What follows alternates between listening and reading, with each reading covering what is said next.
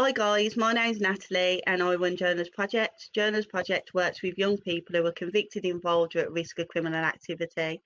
The aim of what we do is to provide a safe place for positive reflection for young people to reflect on their negative experiences and to turn them into positive life lessons. We've adapted and evolved, should I say, into an interception hub because we believe that on top of the safe place for positive reflection, we're also helping to intercept the behaviours of young people that lead them into criminality. The decision makers that are involved in Journal's Project is the day-to-day team, which is an all-black team, lived experience. There's 17 members, 4 adult volunteers and 14 young people that are currently being trained, and I can tell you about that shortly.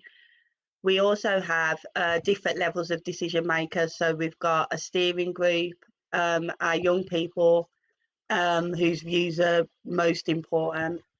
And we've also got a board of directors who's also an all-black lived experience and fellow business owners. The services that Journal's Project offer, we've got Fix Your Crane, which is a intensive mentoring stroke case management service. We keep the numbers small for that because it's intensive. Normally the young people that are on that are entrenched in some sort of criminal activity, and there's a lot of professionals involved, so we get involved to bridge those gaps.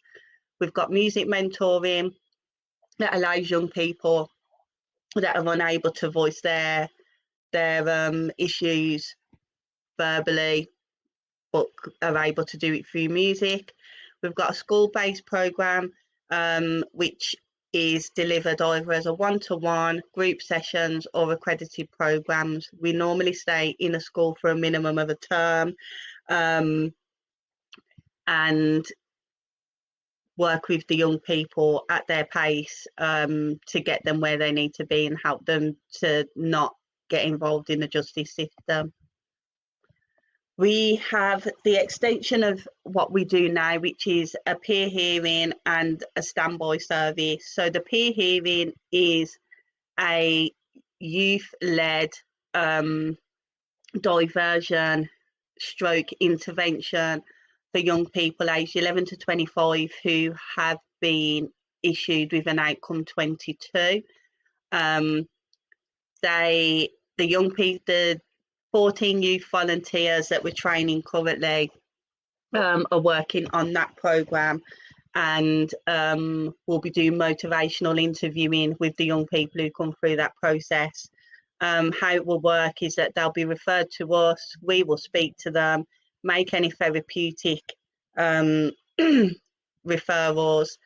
We will be the roundabout in the middle of the service and connect up with a community partner and be able to support that young person and offer them the activities they need to divert them out of the justice system, but with a very holistic approach. The standby service runs in a similar way, except there is no motivational interviewing with that.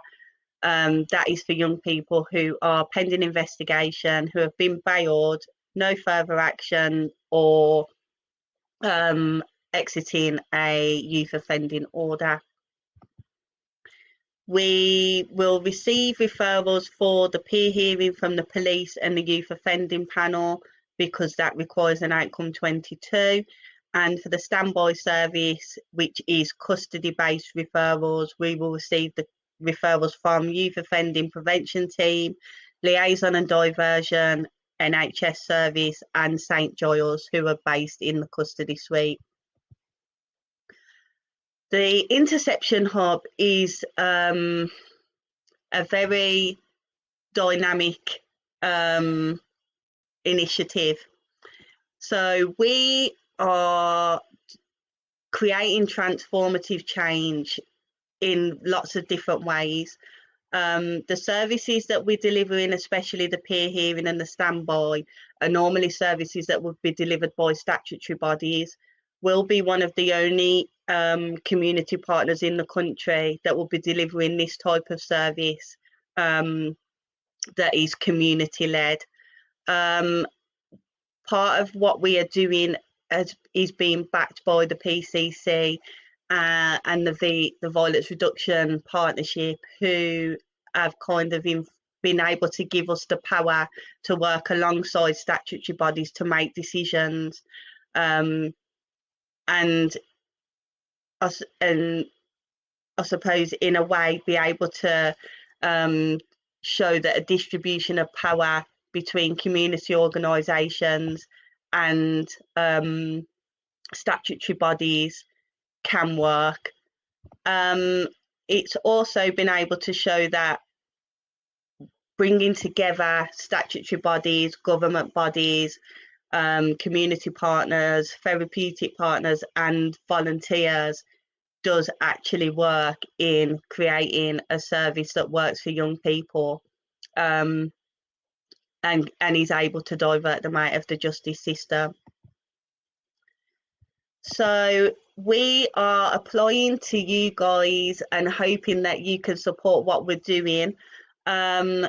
We are asking for the maximum of the 70,000 to be distributed over a 2-year period, and this would allow us to be able to take on either a full-time member of staff or 2 part-time members of staff and support us with the recruitment of extra volunteers or sessional staff.